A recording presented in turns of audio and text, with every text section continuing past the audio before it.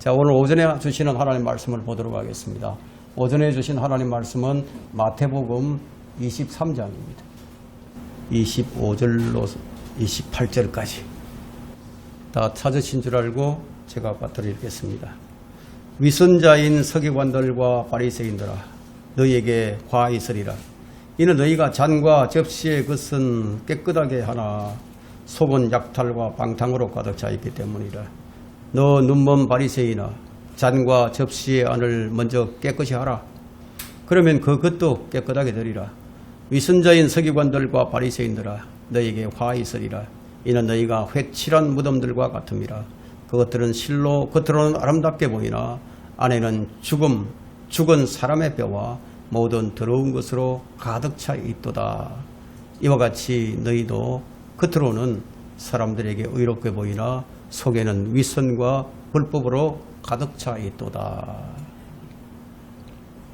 오늘 이 설교 제목은 겉과 속이 다른 신앙을 주의하라. 겉과 속이 다른 신앙. 사람들이 신앙이 겉과 속이 다른 신앙이 될 수 있죠. 그걸 주의하라는 그런 제목으로 이제 말씀을 전하도록 하겠습니다. 자, 여기 본문에 보니까 서기관들과 바리새인들이 나와요. 여기 서기관들과 바리새인들만이 회칠한 무덤이라고 생각하면 큰 오산입니다. 사람들은 모두 불결해요. 그래서 이사야서에는 더러운 걸레와 같다 이렇게 이제 기록을 하고 있습니다. 인간이 더러운 걸레와 같다. 여기 예외가 없어요. 예외가 없다. 모든 사람이 죄를 지었으므로 하나님의 영광에 이를 수가 없고 그 죄의 삭은 사망이라고 로마서 6장 23절에서 하나님께서 선언하셨어요. 그럼 그리스도인이란 뭔가? 무슨 차이가 있느냐, 그리스도인은? 그리스도인이 뭔가 차이가 있어야 될 거 아니에요? 이 그리스도인은 그리스도의 의로 옷을 입은 사람들이다. 이렇게 정의를 할 수 있습니다. 그럼 그리스도인이 아닌 사람들은 다 불결하다 이거. 다 불결해. 그럼 왜 불결한가?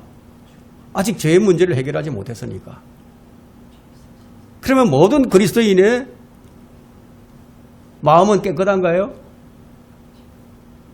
그렇지도 않죠. 그리스도인들 가운데도 악한 생각을 하는 사람들, 더러운 상상을 하는 사람들 많이 있다 이거. 때로는 뭐 알면서도 죄를 지어요. 그렇게 해서 안 되는 줄 알면서도 죄를 지어요. 그럼 그리스도인이란 뭐가 다르냐 이거예요. 뭔가 달라야 될 거 아닙니까? 그게 뭐가 다르냐? 성령의 영적 수술을 통해서 죄들의 몸을 벗어버린 것이 달라요. 죄들의 몸을 벗어버렸다 이거예요. 벗어버렸으니까 죄와 무관하게 됐다. 죄와 분리하게 되었다. 이 부분에 관한 설명이 골로새서 2장 11절에 기록하고 있습니다. 이 수술을 가리켜서 그리스도의 할례라고 부르고 있죠.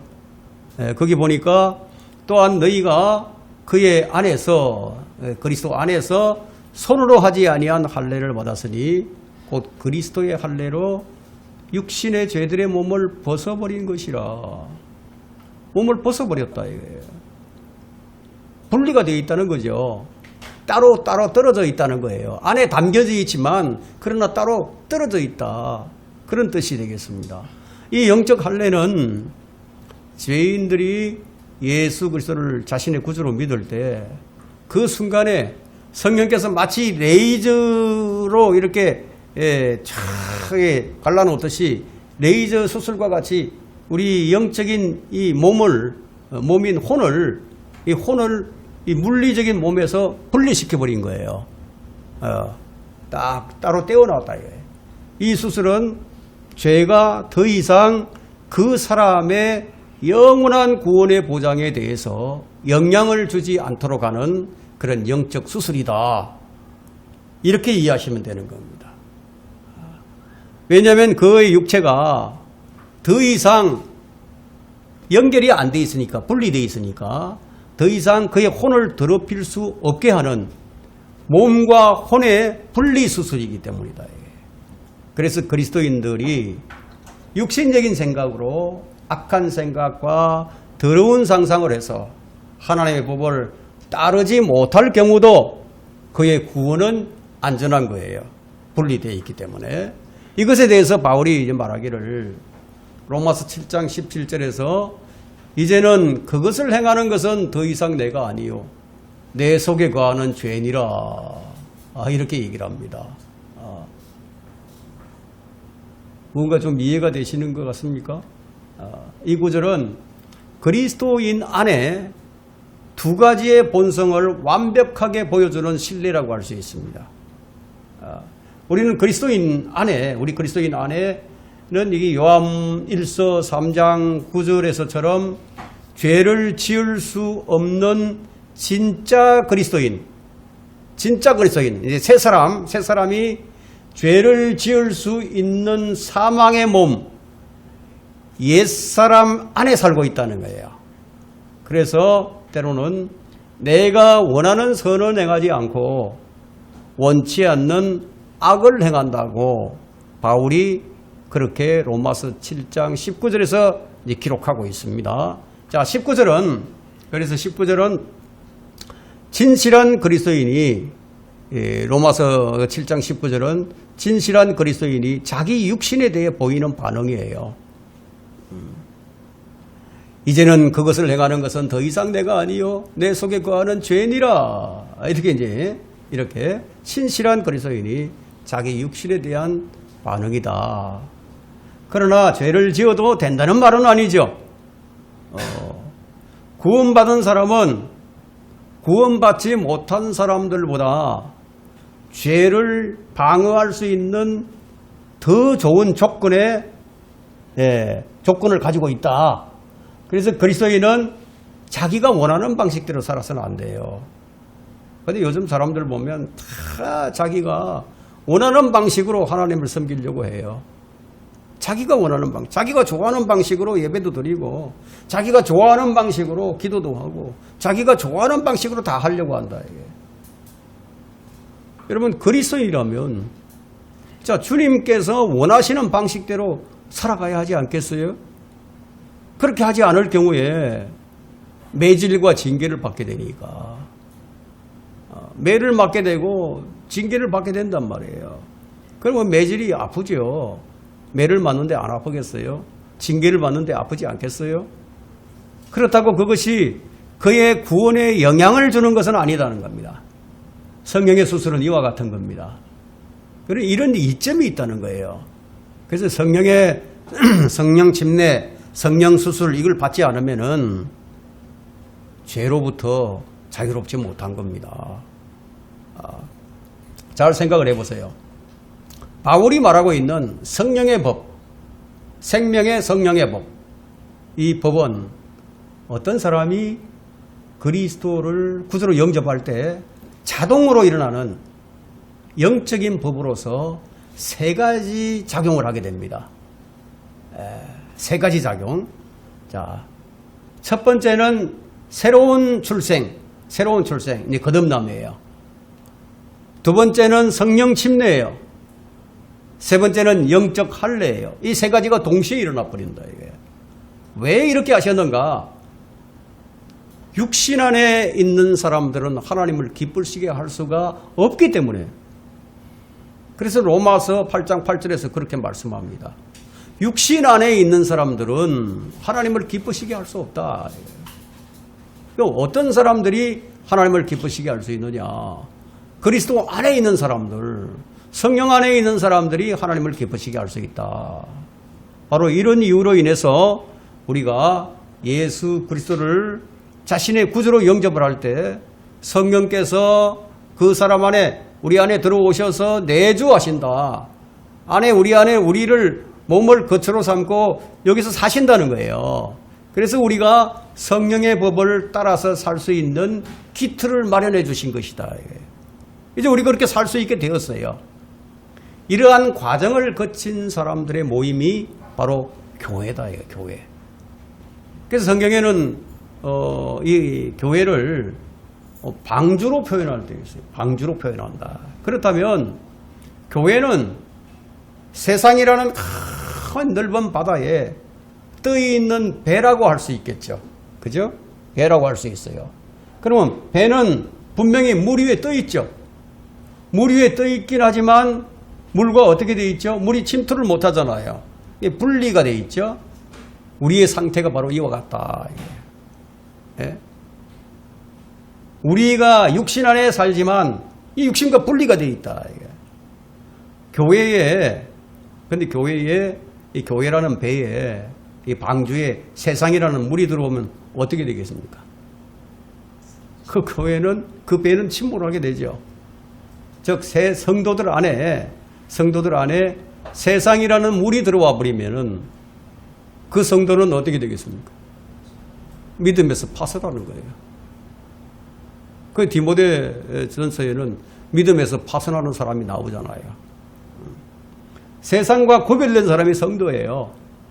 세상에 살지만 세상의 영향을 안 받는다. 자, 우리는 세상에 정착을 하고 사는 사람들이 아니다 이거예요. 배가 어디 뭐 한 군데 정착을 하고 있지 않아요. 떠다니죠. 자, 우리는 세상에서 나그네와 순례자일 뿐입니다. 우리 안에 세상이 들어온 걸 우리가 어떻게 아느냐? 이 세상이 딱 들어오게 되면 그때부터 걱정이 생기고 불안이 생기고 염려가 생기기 시작한다 이게. 세상을 보게 되면 불안이 생겨. 마치 그냥 배를 덮쳐버릴 것만 같아. 세상은 파도가 쳐요. 바람이 불어요. 하지만 우리는 가야 할 곳이 있죠. 가야 할 곳이 있어요.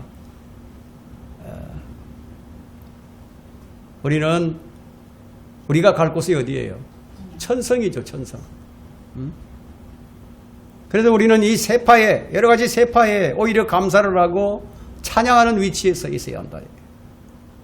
뭐 세상 사람들과 똑같이 염려를 하고 똑같이 불안해하면서 뭐 그런 와중에 그냥 세상이나 즐기면서 산다면 그는 이 세상이라는 바다에 지금 침몰해 가고 있는 중이에요. 여러분, 우리는 그리스도인들입니다. 그리스도인답지 못한 것이 어제 오늘 일이 아니지만 다른 이들이 그렇게 산다고 해서 우리까지 그렇게 살아서는 안 되지 않겠어요? 오늘날의 그리스도인들은 모두 자기 자신만의 일을 구하고요. 그리스도의 일을 구하지 않는 것이 특징이에요. 그것이 빌립보 교회처럼. 빌립보 교회에 그런 사람이 있었어요. 빌립보 교회 2장 21절에 보면 바울이 그런 얘기를 하죠. 너희는 너희 자신들의 일만 구하고 그리스도의 일을 구하지 않는도다 하고 책망을 하는 것을 볼 수 있습니다. 우리는 그리스도인들이지만 성경과는 모순된 삶을 좀 살아가요. 우리 자신을 들여다보면 그래요. 우리가 모순된 삶을 살아가요. 그 성경에서는 너희가 그렇게 살아서는 아니 되느니라 이렇게 말씀을 하고 있지만 근데도 여전히 우리는 자신만을 위해서 살아가요.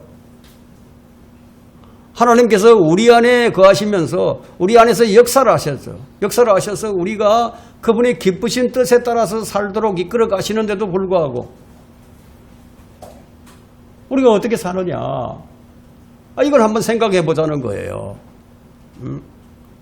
성경에는 이런 말씀이 있는데 근데 왜 내게 이런 능력이 나타나지 않는가?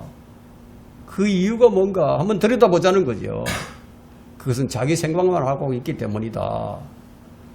그리스도의 일만 구해야 할 사람들이 자기 일만 구하고 있어.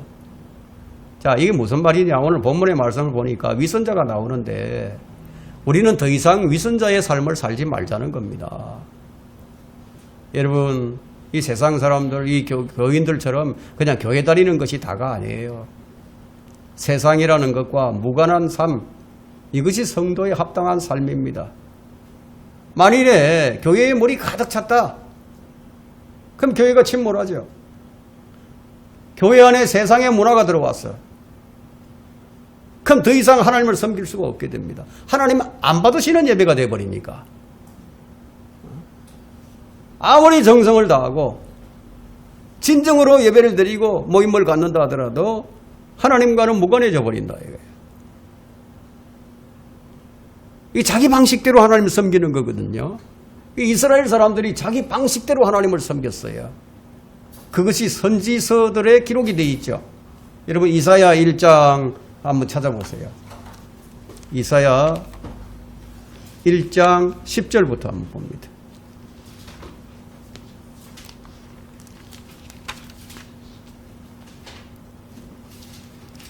이사야 1장 10절부터 13절을 한번 보도록 하겠습니다. 하나님께서 이런 사람들에게 어떻게 지금 말씀하시는지 한번 보자는 거죠. 너희 소돔의 치리자들아, 1장 10절, 이사야 1장 10절, 주의 말씀을 들어라. 너희 고모라의 백성들아, 우리 하나님의 법에 귀를 기울이라. 너희의 수많은 희생제물이 내게 무슨 소용이 있느냐? 주가 말하노라. 나는 수장들의 번제물들과 살찐 짐승들의 기름으로 배불렀으며 또 나는 수송아지들이나 어린 양들이나 수염소들의 피를 기뻐하지 아니하노라. 너희가 내 앞에 나타날 때 너희 손에 이것을 가져와 내 뜰을 밟으라고 누가 요구하였느냐? 헛된 예물을 더 이상 가져오지 말라. 분향은 내게 가정함이요 세 달들과 안식일들과 집회들을 모으는 것도 내가 견딜 수 없으니 심지어 엄숙한 모임까지도 악한 것이니라. 여러분 이렇게 되지 않는 교회를 지금 찾아볼 수 있겠어요? 지금 교회들이 이렇게 되었다 이거예요. 그럼 교회가 왜 이렇게 되어버렸습니까? 돈 많고 지위 높고 많이 배운 사람들이 지도자의 위치에 앉아 있죠. 여러분 교회가 언제부터 이렇게 망해버렸습니까? 세상 것들을 가진 사람들이 그대로 교회 안으로 들어와서 그것을 죄로 여기지 아니하고 그것을 가지고 행세하면서부터 교회가 망하기 시작한 거예요. 그래서 세상 것들을 사랑하고 그것을 축복이라고 자랑하는 그런 이 목사들이 교회를 이 모양으로 만들어버린 겁니다. 이제 다닐만한 교회가 없어져 버렸어요. 다닐만한 교회가 없다 이거예요. 초기 교회 시대에 예루살렘 교회는 유대인들만 구성된 그 교회였는데 성령이 충만했어요. 좋은 평판을 지닌 사람들을 집사들로 세웠어요. 그럼 오늘날의 교회와는 전혀 다른 모습이죠. 교회 직분도 돈이 없거나 학문이 짧다면 할 수가 없어요. 여러분 장로를 하려면요 돈을 기부하는 것이 교회 관행이 되어버렸습니다. 이 초대교회와는 전혀 다른 모습이에요. 이제 이 세상과 야합한 교회는 사람들을 외모로 평가를 하고 받아들일 수밖에 없는 그런 가치를 가질 수밖에 없게 되어버렸다는 거예요. 사람의 외모가 여러분 그 사람의 혼과 똑같습니까? 여러분 수백만 원짜리 가방을 그 명품 가방을 들고 명품 옷을 입었다고 해서 그 사람의 혼도 그렇게 명품이 되는 것인가요? 교회가 영적인 눈이 감겨서 좋은 옷 입고 좋은 차 타고 딱 들어오게 되면 그 사람을 쓸만한 사람이다. 좋은 사람으로 자리매김하는 그러니까 교회가 상업적인 교회, 비즈니스하는 교회가 되어버렸다. 이게. 이제 교회는 꾸미는 교회예요. 교회를 보세요. 얼마나 교회를 꾸미고 있는지. 다른 이들에게 잘 보여주려고 자기가 가진 외적인 것들을 드러내면서 내면에 있는 것들은 감추는 내면에 있는 것들은 감추고 이게 외적인 것들을 그럼 꾸미는 일에 이제 교회가 몰두하게 되어버렸다. 여러분 교회 안에 이런 부류들이 가득 차버렸습니다. 그럼 하나님께서 어떤 눈으로 그들을 보실까요? 우리 하나님은 사람을 외모로 보시지 않기 때문이라고 롬마서 2장 11절에 말씀하고 있는데 하나님께서는 마음을 살피시는 분이라고 말씀하셨죠. 그럼에도 불구하고 사람들은 그 있는 그대로를 드러내기를 두려워한다 이거예요. 그리고 감추려고 하는 거예요. 왜 그러냐? 못된 아담의 본성 때문에 그렇게 한다 이거예요. 그러나 주님 앞에서는 위선을 떨 필요가 없어요. 보시는데 다 아시는데 그냥 있는 그대로 벗은 채로 나가라는 거예요. 우리 주님은 다 알고 계시는데요. 자신을 꾸미는 사람은 그 내면에 무엇인가 감추고 싶은 것이 있기 때문에 그래서 감추는 거예요. 꾸미는 거예요. 밖을. 그것이 무엇이 되었건 숨기는 위장술이죠. 위장술. 주님께서는 꾸미는 자들에게 뭐라고 말씀하시느냐. 오늘 본문 26절을 보니까 너 눈먼 바리새인아 잔과 접시의 안을 먼저 깨끗이 하라. 그러면 그것도 깨끗하게 되리라. 순서가 있죠. 내면이 깨끗해야 된다. 먼저. 내면을 잘 정리하라는 얘기예요. 내면은 온갖 더러운 것들로 채워놓고 겉만 꾸미면 무슨 소용이 있겠어요. 주님께서 가장 경멸하시는 것이 바로 위선이에요. 우리 주님께서 마태복음 23장에서 오죽했으면 위선자, 위선자, 위선자, 위선자 계속 위선자가 나옵니까? 예? 이 위선자 13절, 14절, 15절, 16절 23절, 25절, 27절, 29절 그 위선자라고 위선자. 계속 위선자가 나옵니다.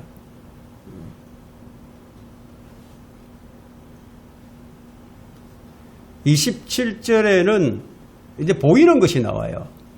자, 뭐가 보이느냐? 자, 거기 보니까요. 아름답게 보이나. 그죠? 아름답게 보이는 게 있다 이거예요. 의롭게 보이는 게 있어. 근데 실상은 그렇지 않다는 거죠.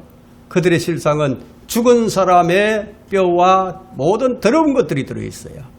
29절을 보세요. 위선자인 서기관들과 바리새인들아 너희에게 화 있으리라. 이는 너희가 선지자의 묘를 세우고 의인들의 무덤을 꾸미며. 무슨 말씀이에요? 위선자들이 선지자들과 의인들의 무덤을 꾸미면서 하는 말이 자기 조상들의 잘못을 책망하는 거예요. 우리는 우리 조상들과 같지 않다. 마치 자기 자신들은 다른 부류의 사람인 것처럼 지금 위선을 부리고 있다는 거예요. 그러나 주님께서 이 위선자들을 그들의 조상들과 동급으로 취급을 하시는 거예요. 그래서 주님은 그들 속에 그들이 죽은 의인들의 뼈가 가득하다고 이제 말씀하신 겁니다.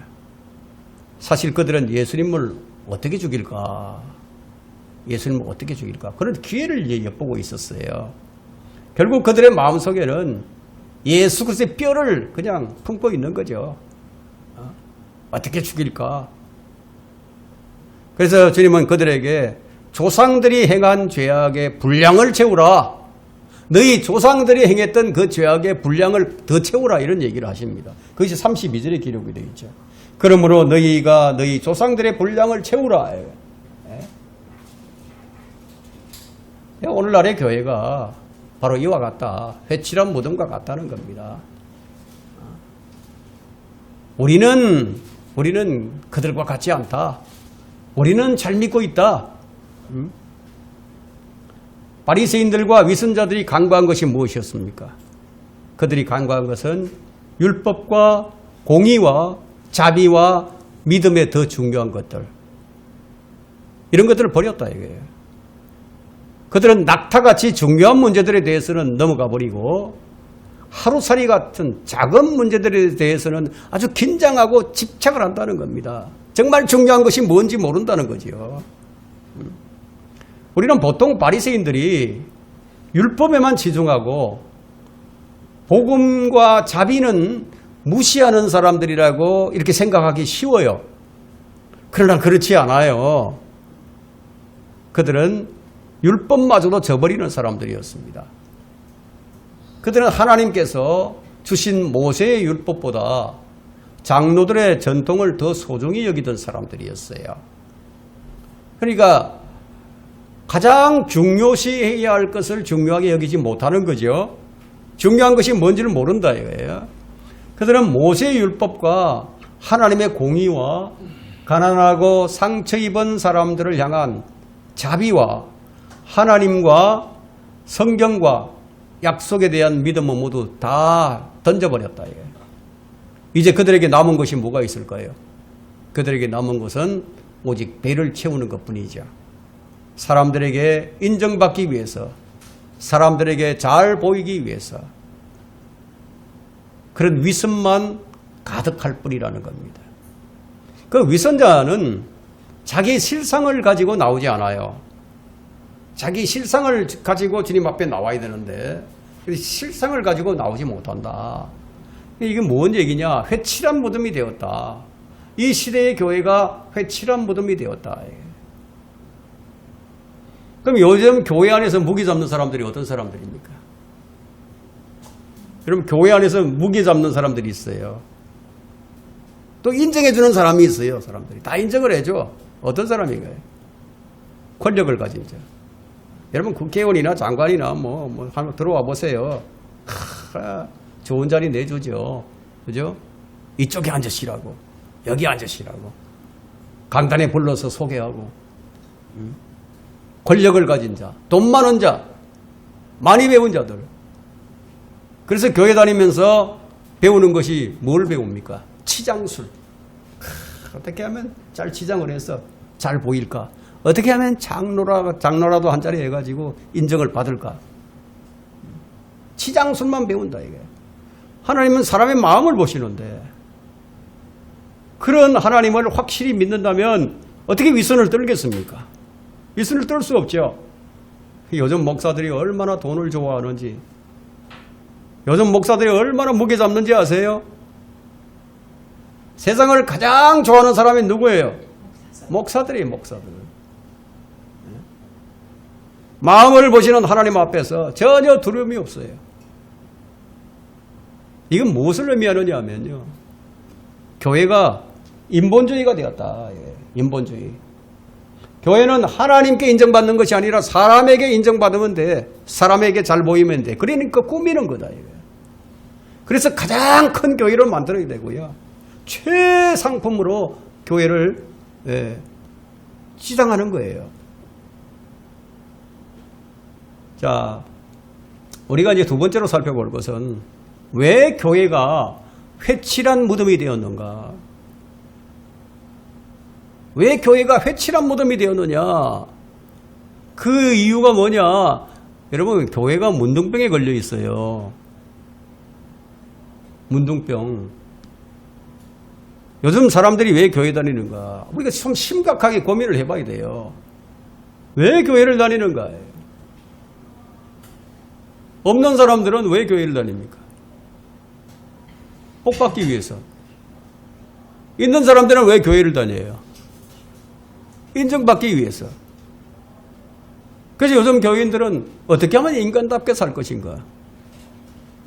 어떻게 하면 복을 받고 자식 성공하고 사업 잘 되고 이 땅에서 복을 받고 살 것인가? 거기에 치중을 하죠. 그래서 헌금도 많이 내요. 헌금 많이 내면 많이 복 받을 줄 알고. 봉사도 많이 해요. 머리를 굽혀서 인사도 해요. 여러분, 교회는 그런 곳이 아니에요. 교회는 여러분을 십자가로 데려가서 마땅히 멸망받아야 할 존재인 것을 날마다 가르치면서 주님 한 번만이 세움을 받게 하는 것이 교회예요. 주님 한 번만이 자랑되는 것이 교회예요. 그럼 교회의 진짜 문제가 뭐냐? 진짜 교회의 문제가 뭐냐? 계셔야 할 하나님이 안 계시는 게 이게 문제다, 이거예요. 이게 가장 큰 문제예요. 여러분, 인간들이 설쳐되는데 어떻게 하나님께서 일을 하시겠습니까? 파도가 치고 풍랑이 일어서 배가 뒤집힐 지경이 되어서 죄자들이 죽게 되었을 때, 그때 우리 주님께서 뭐하고 계셨습니까? 배 안에서 주무시고 계셨어요. 왜 주님께서 주무시고 계셨습니까? 제자들은 지금 풍랑을 만나서 죽을 지경이야. 막 안간힘을 쓰면서 이 파도를 헤쳐나가려고 애를 써. 근데 우리 주님은 주무시고 계시고. 왜 주님이 주무셔요? 인간이 일을 하고 있으니까. 너희들이 한번 해봐, 이거예요. 주님이 주무시고 계신다, 이거. 교회는 하나님께서 살아계신 곳이 교회예요. 하나님의 말씀이 역사하는 것이 교회다 이거예요. 여러분 문둥병자였던 이 나만 장군이요 힘이 센 용사였잖아요. 근데 그가 가진 핸디캡이 무엇입니까? 문둥병이죠. 나만은 자신이 문둥병이 아니었을 때는 옷으로 가리지 않고 다녔어요. 그런 그가 자신이 문둥병에 걸린 것을 알고 난 뒤에부터는 그 뒤로부터는 그것을 가릴 수밖에 없었어요. 옷을 벗을 수가 없다 이거예요. 왜냐하면 자신의 수치를 드러내고 싶지 않았으니까. 문둥병 환자가 병을 고치러 왔으면서도 하는 얘기를 좀 보세요.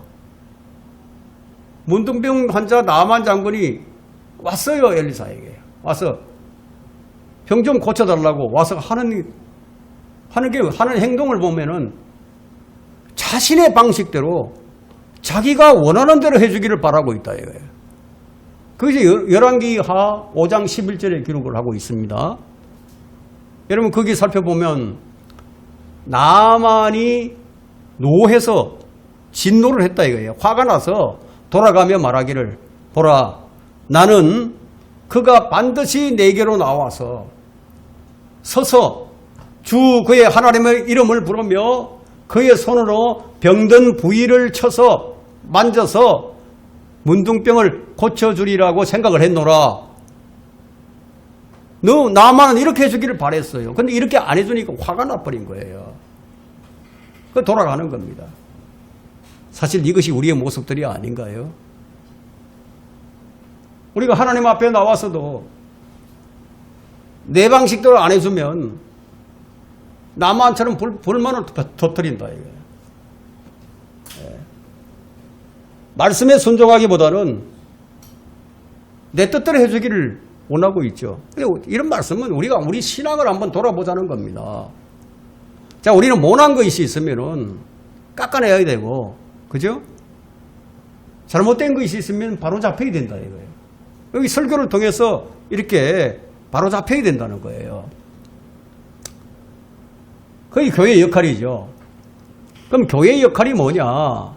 바로 이겁니다. 열왕기하 5장 13절 한번 보세요. 자, 교회가 어떤 역할을 해야 되느냐? 열왕기하 5장 13절.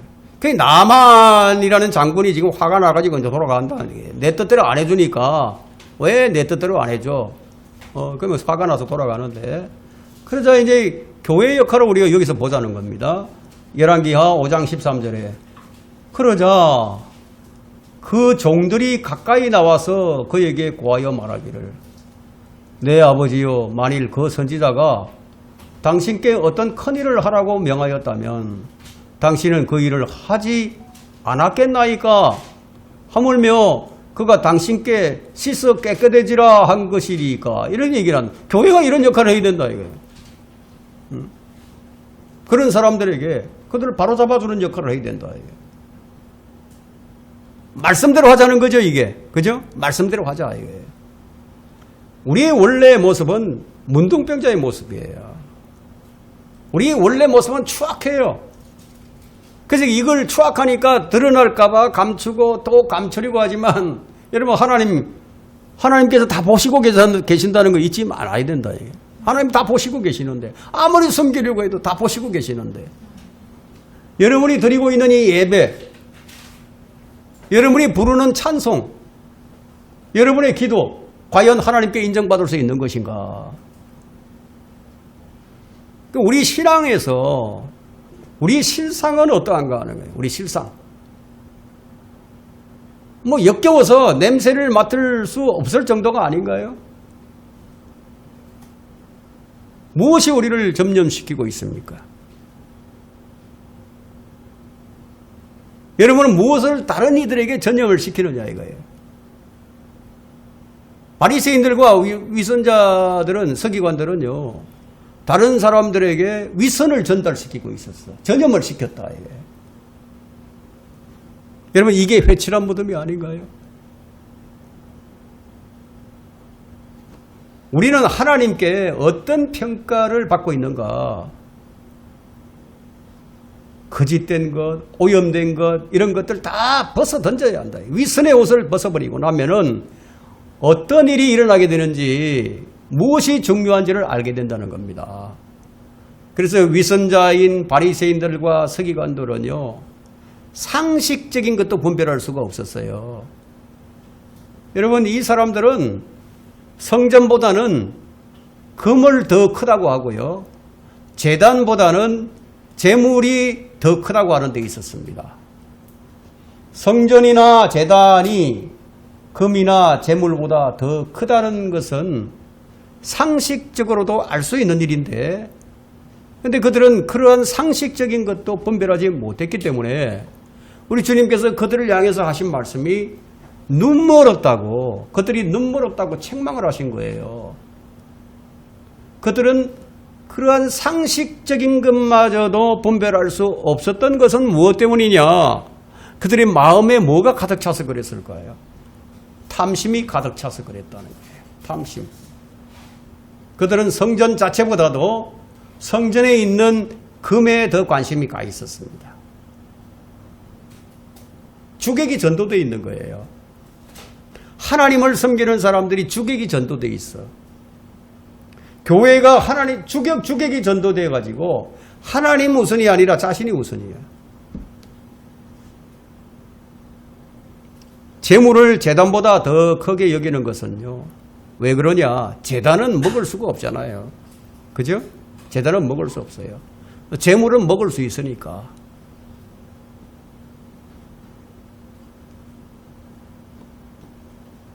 제사보다는 제밥에 더 관심이 있었어요.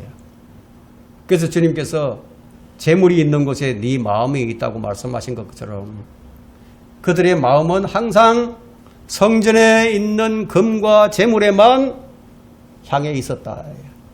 그래서 성경이 그들을 가리켜서 그들의 하나님은 자기들의 배요. 그들의 하나님이 자기들의 배라 이거예요. 빌립보서 3장 19절에도 그 말씀이 기록이 되어 있죠. 그들이 하나님을 섬기는데, 근데 하나님께서는 야, 나는 너희들의 하나님이 아니고 너희들의 하나님은 너희들의 배야. 오늘날의 교회는 주님이 운영하시는 것이 아니라 뭐가 운영하죠? 여러분, 이 교회를 누가 운영한다고 생각하십니까?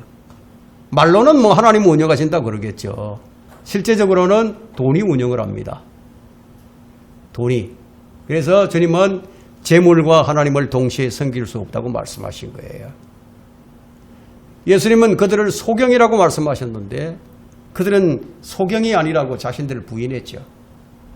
그래서 주님께서 그들에게 말씀하시기를, 자, 너희가 말하기를 우리는 본다고 함으로 너희 죄가 남아있느니라. 본다고 하니까 나는 정직하게 살고 나는 순수하게 살았고 나는 죄도 안 지었는데, 그건 뭔 얘기예요? 나는 본다고 하는 거나 마찬가지죠. 너희 죄가 아직 남아있느니라. 요한복음 9장 41절에서 말씀하세요. 실로 그들은 아무것도 볼 수가 없었어요. 그들은 진리를 보지 못했어요. 그래서 빛이 비치었을지라도 빛을 보지 못했어요. 그래서 요한복음 1장 5절에서는 그 빛이 어둠 속에 비치어도 어둠은 그것을 깨닫지 못하더라. 못 깨닫는 거예요. 어둠이 빛을 깨달을 수가 없죠. 어둠의 자식들이기 때문에 차라리 그들이 그런 지도자의 위치에 있지 않았더라면 이 바리새인들과 서기관들은 자신들만 지옥에 가면 될 것이지만 그들이 지도자의 위치, 오늘날로 치면은 목사요, 장로요, 이런 감독이요, 이런 지도자의 위치에 있는 사람들이기 때문에 자기만 가는 것이 아니라 더 많은 사람들을 지옥으로 보낸다. 지도자의 자리에 설 자격이 없는 사람이 지도자의 자리에 앉아설 때에 얼마나 악한 일이 벌어지는지는 우리 세상에서도 얼마든지 볼 수 있어요. 문제는 거듭나지 않은 사람들과 진리로 무장하지 않는 사람들이, 말하자면 영적인 문둥병자들이 신학자와 목사로 서 있다는 거예요. 그럼 우리는 볼 수 있다. 우리는 잘하고 있다. 라고 말하지만 그들의 어두움은 빛을 깨달을 수가 없어요. 나만과 나만의 여종을 한번 비교를 해보세요. 나만과 나만의 여종. 열왕기하 5장 3절에 그녀가 그녀의 여주인에게 말하기를 나의 주께서 사마리아에 있는 선지자와 함께 계셨으면 좋겠나이다. 이는 그 선지자가 그의 문둥병을 고칠 것임이니이다. 뭘 전한 거예요? 예? 여종이 지금 나만 장군의 여종인데 노예란 말이에요. 노예로 팔려왔어. 감히 말을 한마디 잘못했다면 어떻게 되겠습니까? 모가지가 날아갈 판이야. 근데 이 여자가, 이 여종이 감히 아주 담대하게 이런 말을 한다, 이게. 그럼 무엇이 여종으로 하여금 담대함을 주었을까요? 말씀의 확신입니다. 여종이 확신을 가지고 있었어. 그래서 복음은 아무나 전하는 게 아니에요. 구원의 확신이 없으면 복음 못 전해요. 많은 사람이 교회를 다니며 주님을 찬양하고 경배하고 주님의 뜻대로 살아보겠노라고 다짐을 해요. 그러면서도 위선의 삶은 벗어던지지를 못해요. 무엇 때문에? 나만의 생각을 가졌으니까. 자기 생각만을 붙들고 살았으니까. 그 생각을 내려놓지를 못해요. 사람들은요, 나만 장군과 같이 하나님의 말씀도 자기에게 맞아떨어져야 수용한다 이거예요. 예? 하나님의 말씀도 자기에게 맞춰주기를 바라요. 자신을 하나님께 맞추려 하지 아니하고 하나님을 자신에게 맞추려고 한다. 사람들의 고집은요, 자기 생각대로 되지 않는다는 것을 알면서도 그 생각을 고집하며 살아간다. 그래서 위선의 옷을 입는 거예요. 그리고 이사야 55장 7절에 보니까 악인은 자기의 길을, 불의한 사람은 자기의 생각을 버리고 주께로 돌아오라. 이 생각을 안 버리면 안 돼요. 생각을 버리고 돌아와야 돼. 버리고 돌아오라고 말씀을 하시는데 자기 생각을 가지고 그대로 주의 길을 걸어간다. 그게 거짓이죠. 자기 생각대로 했다면은 그건 뭐예요? 자기가 주인이라는 거죠. 자기를 붙들고 사는 거죠. 아직 자신이 문둥병 환자임을 발견하지 못했다는 겁니다. 세 번째, 왜 회칠한 무덤이 되었는가? 왜 회칠한 무덤이 되었을까요? 그들 안에 하나님이 없기 때문이에요. 하나님이 안 계셔. 하나님의 이름 부르고 하나님의 뜻대로 살겠다고, 율법대로 살겠다고 서기관이 되고 바리새인이 돼가지고 열심히 일을 하는데 그들 안에 하나님이 없어. 나만 장군이 시리아 왕의 이 편지를 가지고 이스라엘 왕에게 먼저 방문을 합니다. 엘리사에게 먼저 간 게 아니에요. 이스라엘 왕에게 이제 방문을 했는데 거기 보니까 열왕기하 5장 7절을 한번 보시면은 거기 뭐라고 기록이 되어 있느냐. 이스라엘 왕이 그 편지를 받고 어떻게 하는지 한번 우리가 보자는 겁니다. 거기 보니까 이렇게 기록하고 있습니다. 열왕기하 5장 7절에 이스라엘 왕이 그 편지를 읽고 나서 그의 옷을 찢으며 말하기를 내가 죽이고 살리는 하나님이기에 이 사람이 내게 문둥병 걸린 사람을 보내며 고치라고 하느냐. 그러므로 내가 청하노니 너희는 숙고하여 어떻게 그가 나를 대적하여 싸우고자 하는지를 알지니라. 이게 이스라엘 왕의 말이에요. 여기서 여러분들이 나만 장군과 이스라엘 왕의 어떤 공통점이 있는 것을 발견했을 겁니다. 어떤 공통점이 있었어요? 그들 안에 하나님이 안 계셨어. 이게 공통점이야. 그들은 각자 자기 생각만을 하고 있어요. 나만은 이렇게 해야만 내가 나을 것이다. 이렇게 해야만 나을 것이다. 어떻게? 나는 그가 반드시 내게로 나와서 서서 주 그의 하나님의 이름을 부르면서 그의 손으로 내 병든 부위를 쳐서 문둥병을 고치리라 이걸 생각을 했노라. 이런 생각을 하고 있고, 이스라엘 왕은 야 나보고 그걸 어떻게 고치라는 거야, 이런 생각을 하고 있다. 둘 다 자기 생각의 프레임에 지금 갇혀 있는 거죠. 둘 다 하나님이 없는 삶이에요. 하나님이 없는 삶이다. 자, 오늘 우리는 겉과 속이 다른 신앙을 확인하고 있습니다. 교회를 다니고 주님을 믿으면서 주의 말씀을 듣는데도 생각의 변화가 전혀 없다. 자기가 추구하는 대로 그렇게 살아간다. 오늘도 여전히 불의 가운데서 진리를 붙잡으려고 아둥바둥하며 살아간다. 하나님의 말씀에 순종하고자 하는 그런 마음이 없다. 그 말씀이라 하더라도 내가 할 수 있는 것은 순종하고 하기 어려운 것은 순종하지 않는다. 죽으면 죽으리라는 믿음이 없다. 자, 그러면 하나님께서 이걸 받으시겠어요? 안 받으시겠죠. 우리가 기억해 두어야 할 말씀이 있어요. 고린도후서 8장 12절에는 먼저 할 마음이 있으면 사람이 가진 대로 받으실 것이요 없는 것은 받지 아니하시느니라. 자, 이 말씀이 기록이 되어 있습니다. 자, 이 구절은 하나님의 뜻을 발견하는 데 핵심적인 구절이에요. 하나님께서는 기꺼이 하려고 하는 것에 대해서 그를 시험하시는 거예요. 내가 기꺼이 뭔가를 하려고 한다. 내가 주를 위해서 뭔가 하려고 한다. 그거 시험하신다. 즉 겟세마네 동산,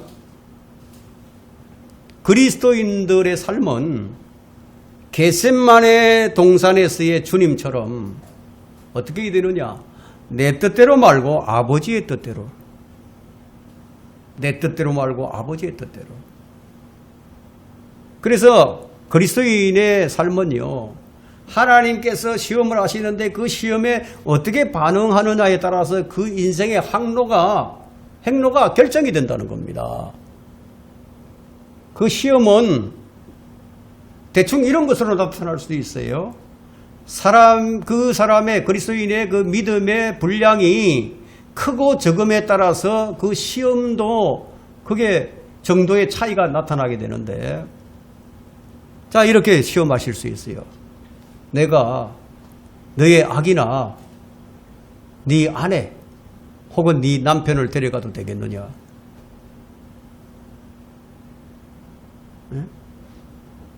극단적인 것 같잖아요. 그죠? 자, 너는 내가 원한다면 나를 위해서 휠체어를 타고 평생을 지낼 수 있겠느냐? 너는 나를 위해서라면 서서히 죽어가는 죽음도 기꺼이 마다하지 않겠느냐? 너는 기꺼이 선교사로 나가서 저 아프리카나 아니면 이라크에서 네 목숨을 바칠 수 있겠느냐?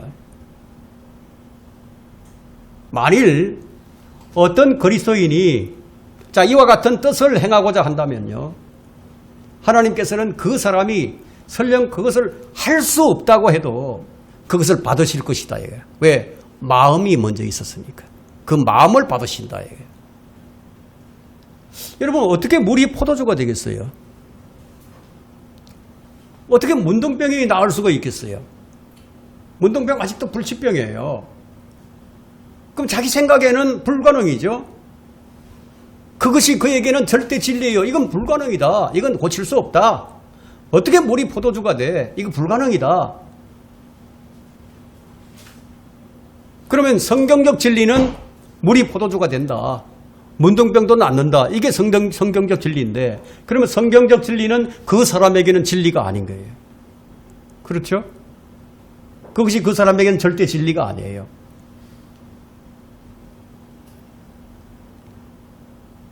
자, 고정관념이 되는 거죠. 이런 고정관념이 사람들에게 있다. 그 말씀의 능력이 왜 성경에만 있고 내 안에는 머물지 못하는가? 바로 고정관념, 이런 고정, 이 생각을 버려야 되는데 이 생각을 못 버리고 있다. 나만이 이제 엘리사의 말을 듣고 나온 첫 번째 반응이 노하면서 화가 나서 돌아갔다. 근데 교회라는 곳에서 자기 좋을 대로 섬기는 자들이 너무 많다는 거예요. 너무 많아요. 사람의 교회는 누가 일을 합니까? 사람이 일을 하죠. 하나님의 교회는 누가 일을 합니까? 하나님께서 일하시죠. 그럼 이 교회가 살아계신 하나님의 교회로서 드러나게 하기 위해서는 누가 일을 하셔야 됩니까? 주님께서 일을 하셔야 된다. 이것을 우리가 교회 생활을 통해서 입증해 나가야 한다는 겁니다. 사람들이 일하니까 사람이 생색을 내죠. 사람이 일하니까 사람들이 자랑을 하죠. 사람들이 일하니까 다툼이 생기죠. 사람들이 일하니까 거기에 반드시 분쟁이 있고 혼란이 생기는 거예요. 하나님께서 일하시는 곳에는 특징이 있는데 그게 뭐냐? 말씀이 있다. 이 말씀. 그 말씀에 순종하면 그 말씀이 다 이루어 가신다.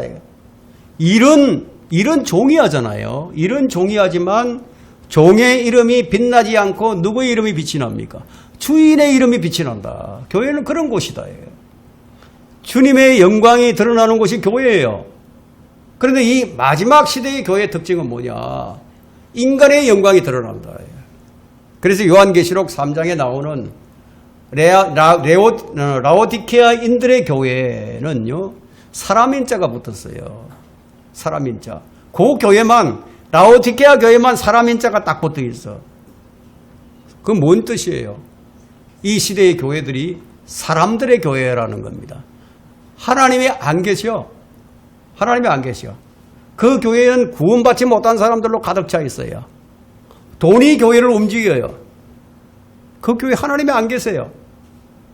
신약에서는 길이요 진리요 생명이신 예수 그리스도가 없으면 그는 하나님이 없는 자예요.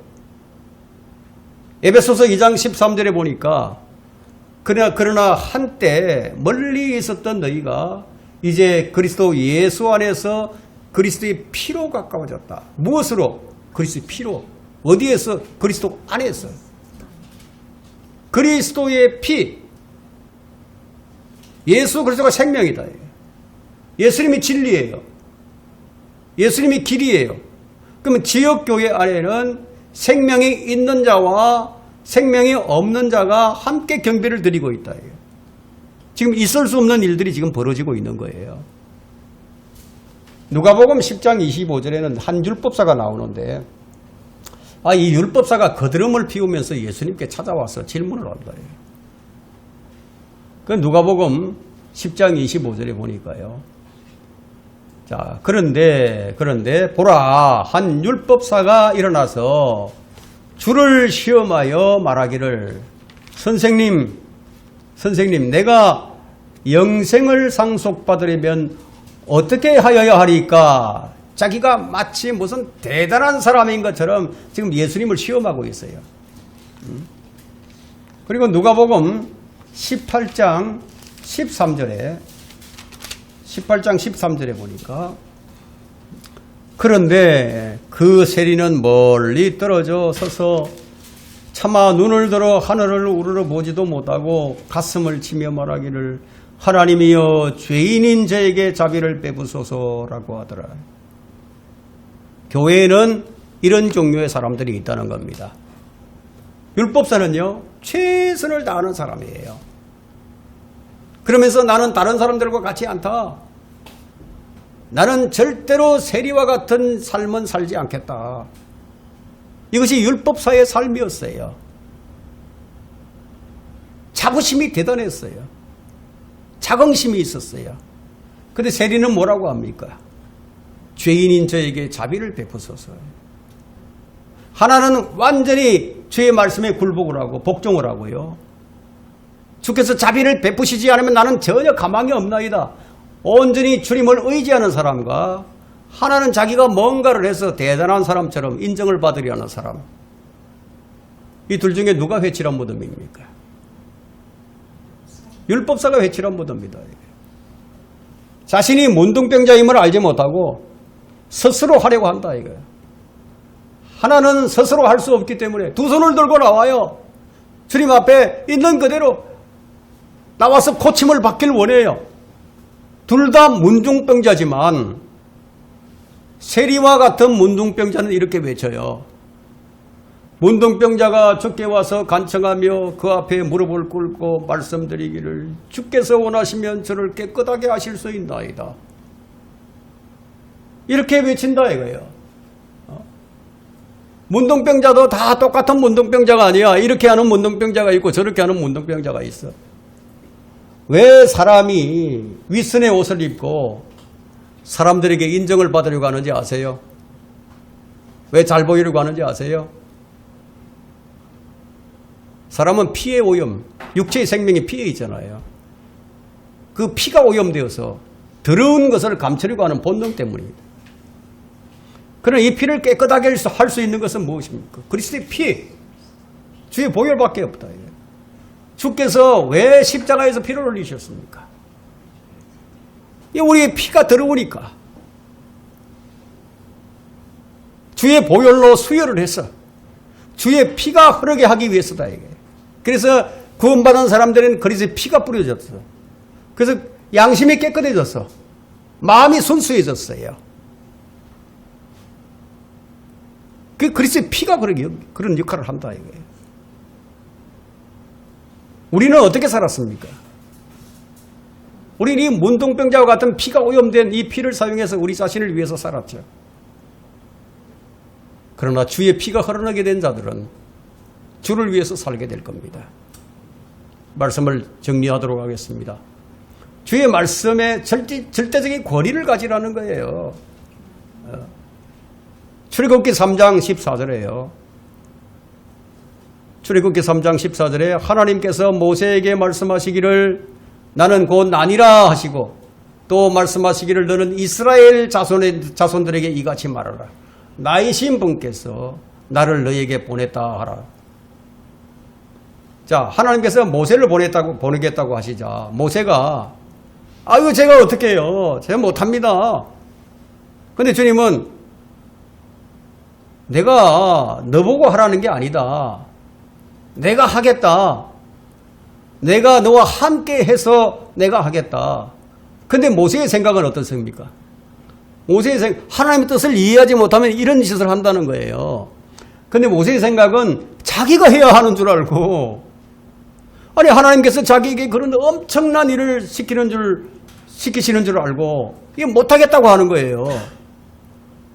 그럼 주님은 내가 한다. 나는 곧 아니라, 너는 없어. 응? 그리스도인은 이름이 없어요. 그리스도인이에요. 나는 죽었다 이거예요. 그리스도께서 내 안에 살아요. 여러분 우리는 오해하지 않아야 합니다. 우리는 나이신 분께 속한 자가 되면 그것으로 족한 거예요. 나이신 분에게 속한 자가 된다. 그러면 그분이 하시는 거죠. 그분만이 능력이다.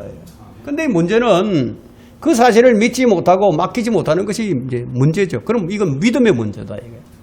하나님께서는 말씀으로 하늘과 땅을 창조하셨어요. 그리고 이 성경을 처음에 말씀으로 하늘과 땅을 창조하셨다고 시작을 하시면서 이 성경을 끝낼 때는 아멘으로 끝을 냅니다. 창세기 1장부터 계시록 22장까지 하나님께서 모든 이름을 다 기록하시고 마지막을 그의 이름으로 서명을 하신 것이 성경이에요. 사인을 하셨다 이거예요. 이 성경이 그분의 약속이다. 그런데 왜 이 말씀을 믿지 못하죠? 그 이유는 나는 아직 살아있었어. 나는 나고 주님은 주님이니까. 여러분 우리가 살다 보면 참 먹구름이 가릴 때가 있어요. 아마 절망스러울 때도 있어요. 아무리 애를 쓰고 잘해보려고 해도 신앙생활이 잘 안 될 때가 있단 말이에요. 위선의 삶을 떨쳐버리고 싶어도 떨쳐버릴 수가 없을 때가 있어요. 여러분 염려하지 마세요. 있는 그대로 세리와 같이 그분께 무릎을 꿇고 엎드리면 돼. 숨기지 말고 있는 모습 그대로 그냥 나오면 돼. 그러면 주님께서 치유해 주신다. 자, 베드로전서 2장 24절을 읽고 설교를 정리하도록 하겠습니다. 베드로전서 2장 24절. 자, 거기에 보니까 이런 말씀이 있어요. 그가 친히, 우리 주님께서 그가 친히 나무에 달린 기꺼이라는 말이에요. 나무에 달린 자신의 몸으로 우리의 죄들을 담당하셨으니 이는 우리가 죄들에는 죽고, 여러분 우리는 죄들에는 죽었어요. 제가 이 설교 서론에 말씀드렸죠. 우리는 죄들에 죽었어요. 의에는 살게 하려 하심이라. 그가 채찍에 맞음으로 너희가 낫게 되었느니라. 여러분 우리 문둥병이 낫게 됐어요. 낫어요 이제. 자, 나는 주님을 섬김에 있어서 무엇이 문제인가, 우리가 이걸 간파를 하자는 겁니다. 내게는 위선이 없는지, 내게 아직도 율법사와 같은 그런 성향이 남아있지는 않은지, 혹시 바리새인들처럼 회칠한 무덤은 아닌지, 겉과 속이 다른 신앙인은 아닌지, 여러분 이거 우리가 발견하면 잘못된 거요? 바로 잡으면 돼요. 모난 것 깎아내면 돼요. 세리와 같은 모습 그대로, 있는 모습 그대로 나와서 주님께 자비를 구하면 된다.